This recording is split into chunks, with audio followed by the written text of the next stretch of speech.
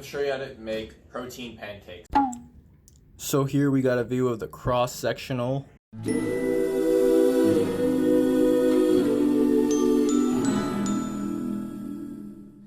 So a lot of protein pancake like mixes or waffle mix, whatever you buy at stores like Kodiak, they're pretty simple actually. The ingredients, you could replicate it at home for a much cheaper cost. And the better thing is if you use protein powder, you can change it up to whatever you want the flavor to be. First ingredient you're gonna need is some all-purpose white flour. You could replace this with oat flour or a lot of other types of flours, but I just use white flour because I don't want to blend my own oats, or I don't even eat oats, so same calories, so it doesn't really matter. Next ingredient you're gonna need is Impact Whey Protein Matcha flavor, because I'm gonna be making matcha protein pancakes. You can change this up to whatever you like. This is what makes this recipe good, because with protein powder you can change up the flavor easily versus what you buy in the store. You also need egg whites, 1 whole egg white, or you can buy pasteurized ones. Probably better, because if you want to drink them or use them in other recipes, you don't have to worry about getting salmonella. Baking powder.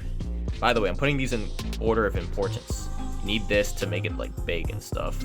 I'm gonna use matcha, so I'm gonna add a little bit of extra this for some color. You don't need this, by the way. I've had it without it and it tastes good. It doesn't really add any calories. Unsweetened almond milk. You don't need this either. You can just mix it with water, but this might give it a little better taste. You can experiment with it. Sea salt. You don't need this either, but you can just put in a couple turns of this. And you might want some of this stevia, just for your personal sweetness. And finally, we got Miss Buttersworth sugar-free.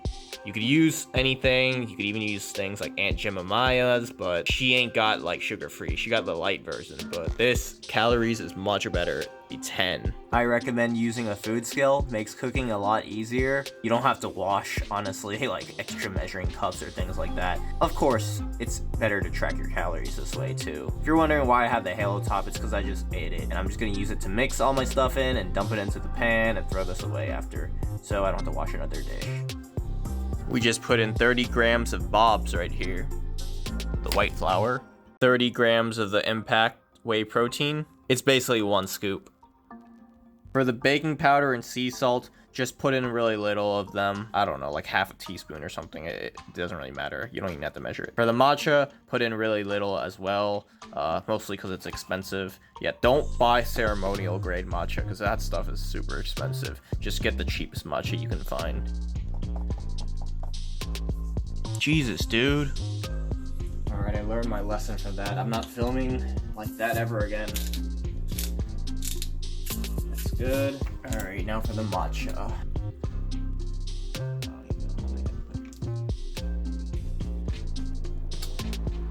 My scale sucks. Didn't even register. I put in like that much.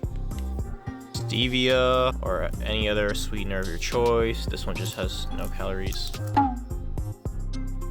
1 egg white, that's 46 grams. I already memorized it. Alright, don't mind the color if it's yellow, like artificial or something. 50 grams of this. Yeah, whatever. Oh crap, I forgot. You're supposed to mix the dry ingredients first and then put the wet ingredients, but when I was making this video, I forgot. Doesn't really matter, it all goes in your mouth anyways. Makes it better. Mix it up. Yeah, I'm gonna actually mix it. So after mixing it for a while, you're gonna get like this type of color and consistency. I think with 50 grams of almond milk, this is good enough. But you might want less, or you might want to put more water or something, depending on your taste. Now that you're all done with that, I just put the top on and I put it in the fridge or something while I work out. And then when I'm done, I usually eat it as like a post-workout. So I just got these out of the fridge and they definitely feel a little thicker. I don't know what it is about baking and putting things in the... It always seems like you should put like cookies and stuff in the fridge. So just give your pan some like 3-round bursts. So normally you wait for bubbles to start forming when you make pancakes, but I found with these they don't really form too many bubbles, so like you got like 1 right there. So I'm gonna flip it over now. Okay. All right, let me see if I can record this with 1 hand now. Oh god. Oh nice. So it was a spatula. Woo! Look at that color. Shoot. Frick. So this recipe usually can make like, I don't know, 3, maybe 4, 2, depending on your size. From the top, it kind of looks like a cheeseburger. Like the green is like a lettuce or something. Woo. All right, let's get some of that Miss Buttersworth action right here. Completely optional. Woo. So here we got a view of the cross-sectional.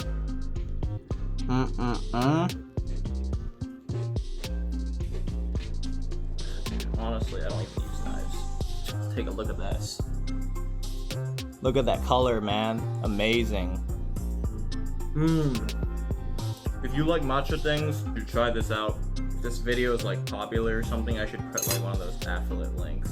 All right, let's try with Miss Buttersworth.